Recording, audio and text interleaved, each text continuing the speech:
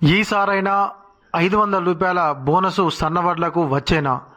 మరి యాసంగి సీజన్కు సంబంధించిన బోనసు ఇప్పటి వరకు రాలేదు. మరి ఇప్పుడైనా బోనసు ప్రభుత్వం ఇస్తుందా లేదా అని అన్నదాతలు అయితే ఆందోళనలో ఉన్నారు.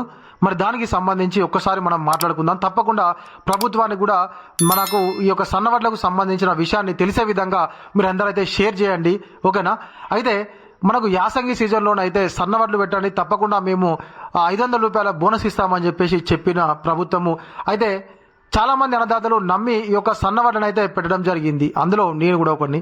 అయితే వానాకాలం సీజన్లోనైతే మనకు 500 బోనస్ అయితే రావడం జరిగింది. దాన్ని దృష్టిలో ఉంచుకునే చాలామంది అయితే యాసంగి కూడా ఇస్తామన్న వెంటనే వాళ్ళైతే సన్నవడ్లను పెట్టడం జరిగింది. కాకపోతే యాసంగి సీజన్ సంబంధించి ఎవరికి కూడా ఇంతవరకు అయితే బోనస్ అయితే రాలేదు. మరి అప్పుడే పెట్టుమని చెప్పేసి బోనస్ ఇవ్వనటువంటి ప్రభుత్వం మరి ఇప్పుడు ఇస్తుందా, మరి ఏంది అనేటువంటి దానిలోనే చాలా మంది మళ్ళీ సన్నవడ్లను అయితే పెట్టడం జరిగింది.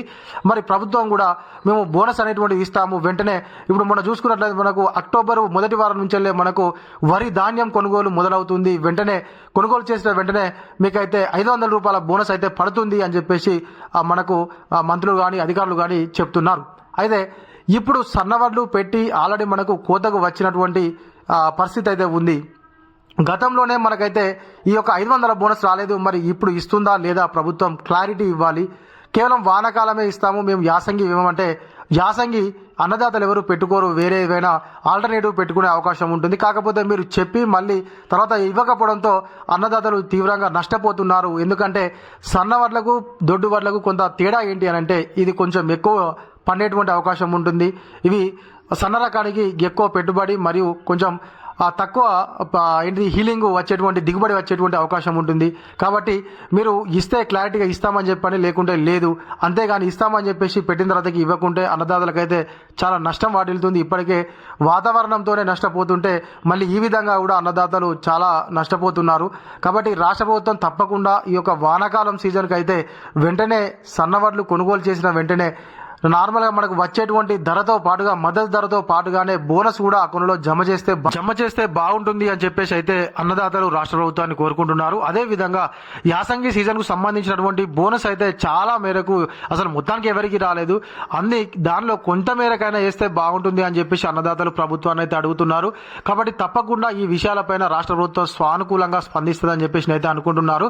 అయితే మొదటగా వేసినటువంటి పంటలకు ఏవైతే వరి నాట్లు ఉన్నాయో వారైతే అక్టోబర్ మొదటి వారం రెండో వారంలో అయితే కోతలకు వచ్చేటువంటి అవకాశం ఉంది. అయితే వారి కోసం అని చెప్పేసి అక్టోబర్ మొదటి వారం నుంచి వెళ్ళే కొన్ని ఏరియాలలోనైతే ఈ యొక్క కొనుగోలు కేంద్రాలను ప్రారంభించడానికి రాష్ట్ర ప్రభుత్వము మరియు అధికారులు అయితే సిద్ధమయ్యారు.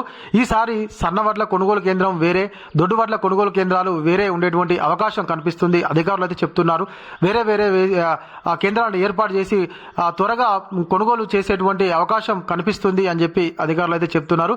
మరి అది ఎంత మేరకు సక్సెస్ అవుతుందో వేచి ఉండాలి. కాకపోతే రాష్ట్ర ప్రభుత్వం మాత్రం తప్పకుండా ఈసారి 500 రూపాయల బోనస్ ఇవ్వాలి వెంటనే మద్దతు ధరతో పాటుగానే అని చెప్పేసి అన్నదాతలు అయితే ప్రభుత్వాన్ని అడుగుతున్నారు.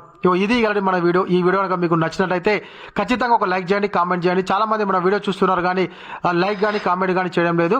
ఎవరైనా కొత్తగా మన వీడియో చూస్తున్నట్లయితే తప్పకుండా సబ్స్క్రైబ్ చేసుకొని పక్కనటువంటి గంట సింబల్ నొక్కండి. Thank you.